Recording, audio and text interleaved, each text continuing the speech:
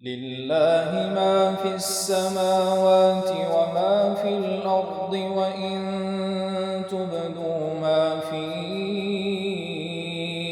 أنفسكم أو تخفوه يحاسبكم به الله فيغفر لمن يشاء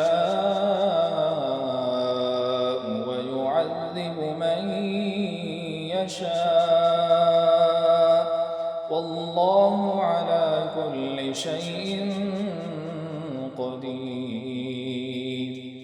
آمن الرسول بما أنزل إليه من ربه والمؤمنون كل آمن بالله وملائكته وكتبه ورسله لا نفرق بين أحد من رسله وقالوا سمعنا وأطعنا غفرانك ربنا وإليك المصير.